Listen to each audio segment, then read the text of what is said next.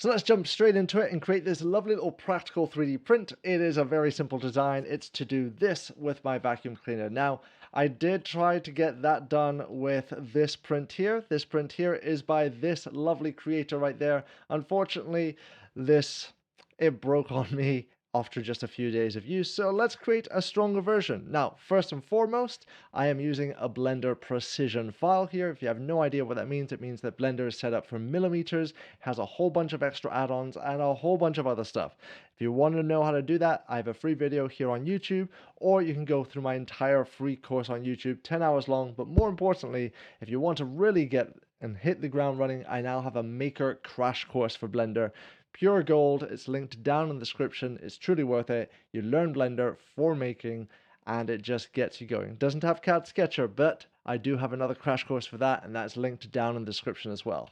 So I'm going to delete the default cube here, and I'm going to press 7 to take a look from the top of my view. I get CAD Sketcher up here on the side. I'm going to use the shortcut Control-Shift-A, and I'll click that there. Now, if you're wanting the CAD Sketcher shortcuts, linked down in the description as well. Now that I've done this here, the design I'm wanting to do is to start with a circle. So I'll press C for circle, click and drag. All of the shortcuts, by the way, honestly, just hold your mouse over it. It's going to tell you the shortcut. That one's C. Over on the tools here, just hold down, or just not hold down, just leave your mouse over it and it'll tell you the shortcut as well. And I'll try and say all the shortcuts as well. So I'm going to click this, and the first thing I need to do is set a dimension to this in some way. So all the dimensioning are done through Alt shortcut. So Alt O is a lovely diameter, and I'm going to set this one here to be 36. Okay, now that I have that set right there, let's bring in a rectangle with R, and I'm going to click and click. Okay, now that I've done that there, let's add a little dimension. So I'm going to go to this dimension here and go Alt D, and I'm going to set you to be 3. Lastly, I'm going to do a point, add a point just here on the side, right click to go back to normal selection, select this one, select this, press Shift M for a midpoint constraint. So then I can get this point here and the origin point, and go Shift H to do a horizontal constraint with the midpoint, so that I'm adding basically a nice way of removing degrees of freedom. Now I'm not doing anything else here because I'm about to do a big trim operation. So the trim tool, Y, and I'm going to click this, and click the line over here. And just be aware that sometimes when you're using the trim tool, it does fail and you'll have these little coincident points still floating around. That means that it hasn't actually joined up. Delete the constraint and manually join it. So I'm going to click this here, and it's worked all perfectly. I'll right click to go back to normal selection, but as you see, we now have this other lovely dimension that's come up. Brilliant. I'm happy that it's looking out for me there, but you know what? That's not what I want. I don't like to have the same dimension when I can just do it all by one. So I'm going to select this one here, delete it. I'll select this arc, and I'll press Shift E to make it an equal constraint.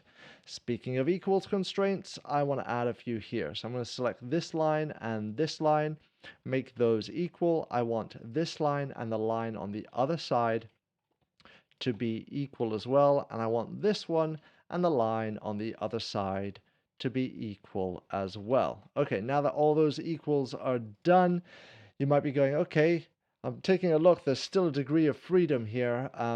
It is a little bit tricky sometimes to find where that degree of freedom is.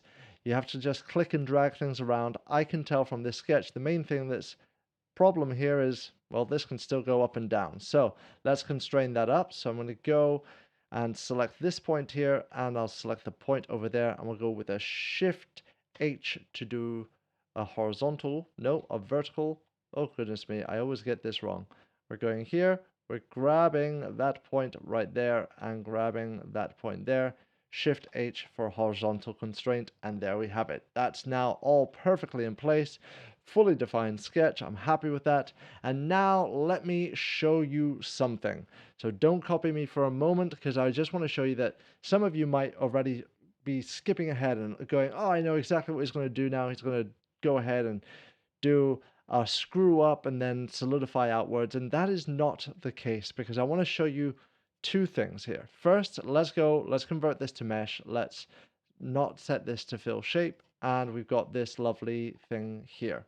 Now from here, the workflow that I have used many times over is I go here, set this to screw, I set this to 0 degrees, and I set the height that I'm wanting to extrude this by. So I'm setting this to be 30, please. And there we have it. Let's go to the normals, make it not smooth shading. And then I'm going to add a solidify right here. And I want this to be 2 millimeters outwards. And all in all, it's okay, but that is not right there. So let's go for even thickness. Okay, that's better. But that's really low poly. I don't want that. I want to add more resolution. So watch out. So very quickly, let me just go here. Let me set that to that. That should be set like this. Here's what can bite you. If I press Shift Z and we go take a look at X-ray, things are looking good mesh-wise here.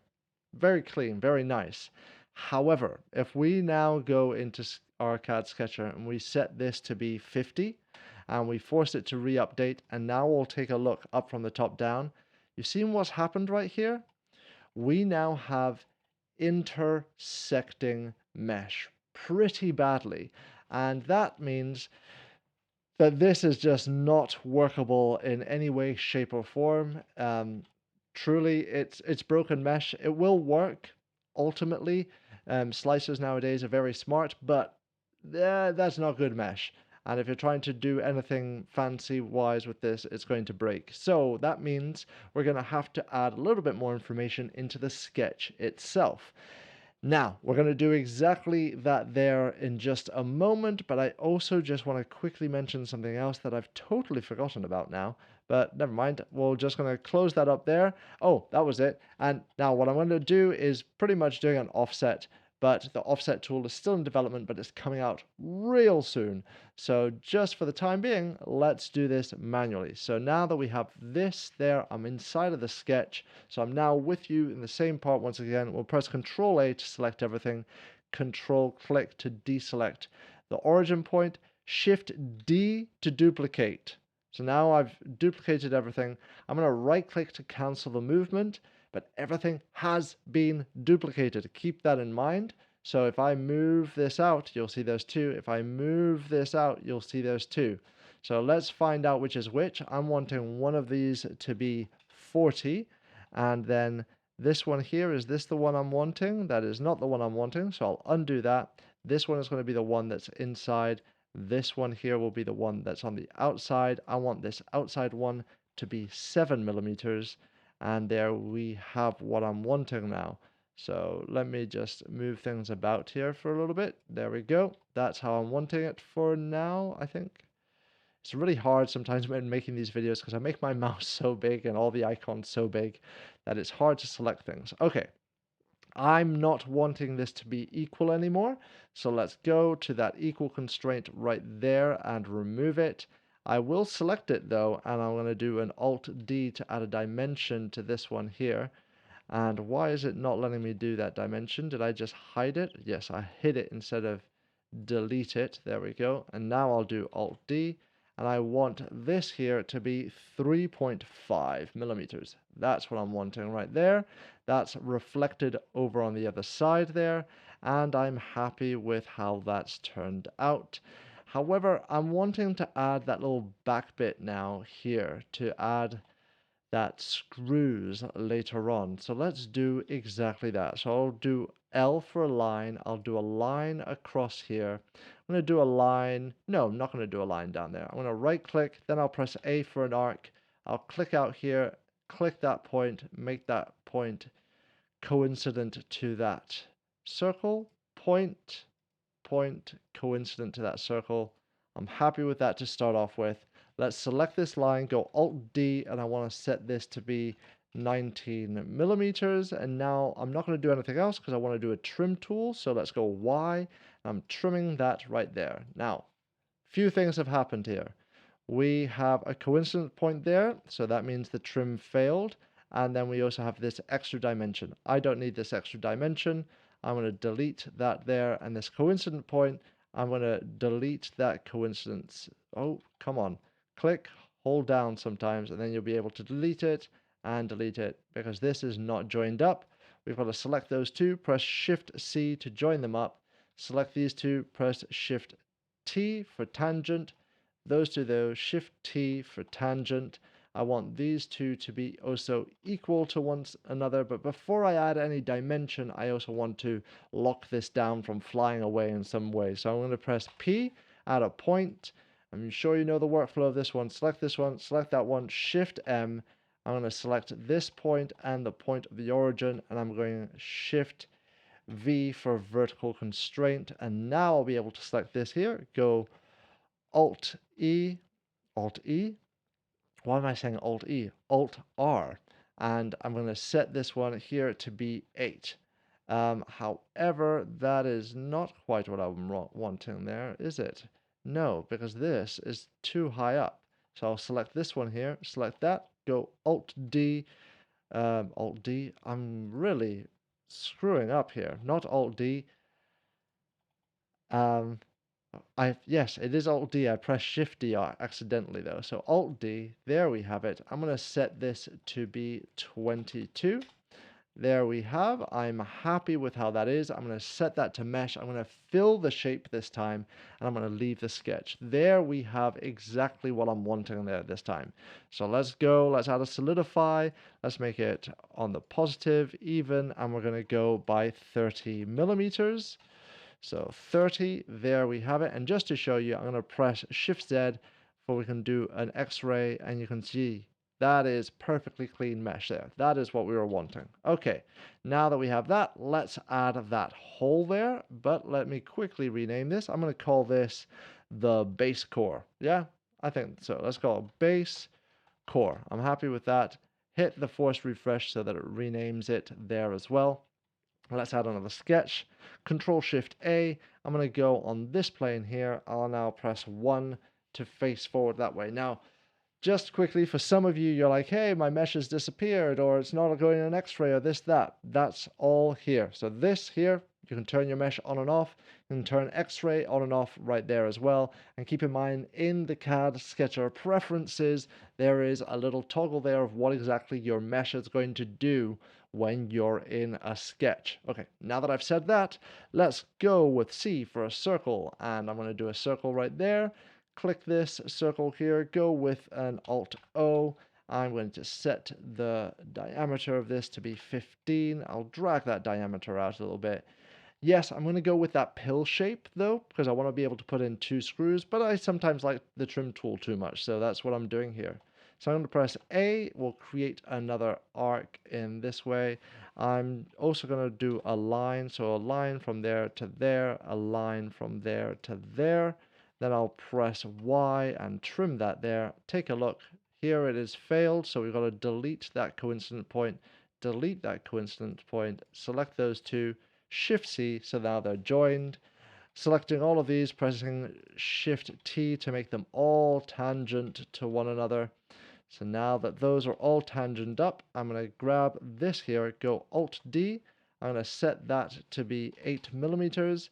I'm going to grab this point and that point, and I want those to be vertically constrained. So let's go with a Shift V for vertical, and let's also add a distance. So those two, Alt D for a distance, and I'm going to set the distance of this one here. I think I'm going to go for 10.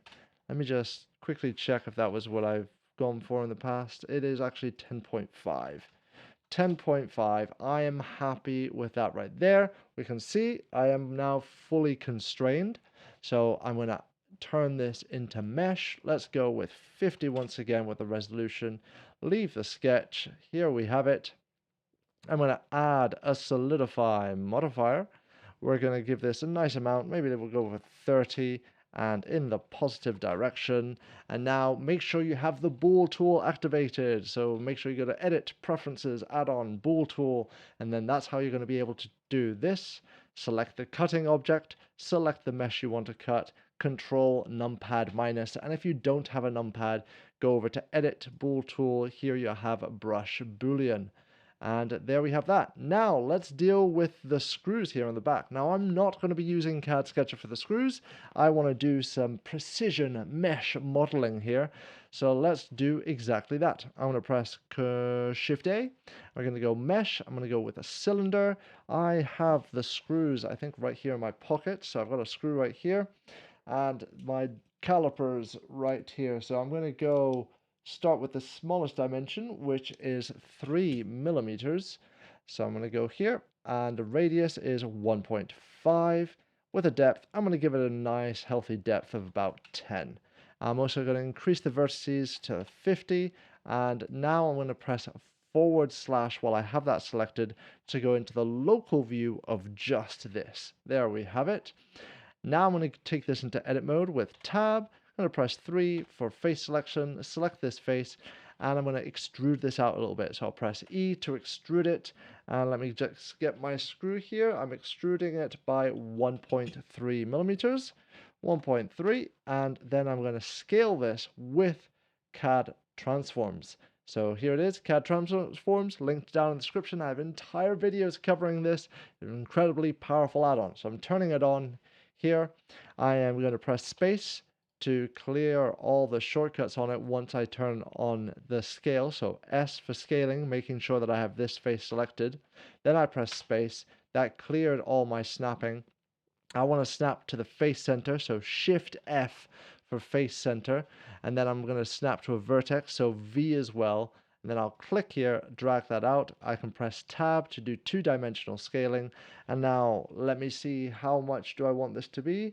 I want that to come out to 3.3, so that would be, let's go with 1.8. So 1.8 millimeters, and there we have that right there. I'm going to extrude this out once again, and on my calipers, that is telling me that that is 2.3, so 2.3 up, and once again I'm going to scale here, so S, face center to that, press tab, and this screw here is going to be about 7 millimeters, so that is what, 3.5? Yeah, so 3.5 millimeters.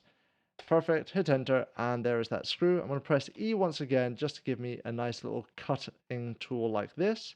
I'll press tab, press / to go out of that view, and now I have this like that there. I'll press R and X and rotate that by 90 degrees. So now I have my little screw cutting object. I'll press 7 on my numpad to take a look from the top, press G, then Y, and just bring that so that it's in a little bit. Now, the reason why I want that to be in a little bit is so that my screw head isn't touching the actual vacuum cleaner. And then I'm going to press G, Z, bring it up by 10. Then I'll press Shift D, then right click to cancel the movement, then G, Z up by 10 once again. And I'm wanting to cut these away. But just before I do that cutaway, let's take a look up here from the top, press Shift Z, and I'm not too happy with how that is right there. I want this to be a little bit further out. So with parametric modeling, let's go back to the base core sketch here. Let's change this one here to be 23. 23. There it is. You can see that line there. That is the mesh. If we want to force the mesh to update while we're in it, we can just click this force update. It's now done that. Perfect. I'm going to leave it. We'll go back out here, and now let's do our bool tool. So I'm going to select both of these. I want it to just make one cutting object, because why not? I'll press Control J to join those two up. Then I'll select this one, select that one, Control numpad minus, and there we have this now done and dusted. Now, of course, at this point, make sure you save if you're wanting to keep a hold of this. So let's get this set for 3D printing. So I'm going to press W, make sure that I have my selection here, select all that, Shift D, drag that out here. I'll select this one, I'm going to click Apply All. If you don't have that, it's the add-on, which is Modifier Tools. Yep, Modifier Tools. All of this is in the crash course, by the way. So we're going to click Apply All here. And then now that that's applied, I can delete this and I can delete that. And let's do a 3D print tool check. So 3D print. Tool check, check it all. Okay, there are a couple of problems here. Again, 3D print toolbox is in all the lovely add-ons. It's a free add-on with Blender, and it's not exactly perfect. It's nothing that would actually hinder us in any way, but I like to try and get as many zeros as possible. And I think all of those look like a very easy fix. So I'm just going to go press Tab, select everything with A, press M and merge by distance. And you see there was just a couple of vertices too close, like way too close. And now that that's done, we'll press Tab to go back into object mode. Let's check all. Look at that. That is perfecto. So right there, that is how I've gone ahead and designed this. I then just pretty much got it 3D printed, put it up on my wall, and it's working beautifully. Now, massive thank you to my patrons, and if you're enjoying what I'm making here and you think I'm worthy of your support, I would love it if you'd consider supporting me on Patreon, or maybe you want to go ahead and grab the crash courses, the Blender Makers crash course and the CAD Sketcher Work in Progress crash course. The entire free CAD Sketcher course is still going to come to YouTube, but that will be in the future once it's actually out, which is, I think, is still a little while away. So there you have it. I hope you enjoyed that. Thank you so much for watching. Remember, we have the Discord community as well, that I'd love it if you'd go and join there too. Thank you for watching. Keep making and let the quest continue.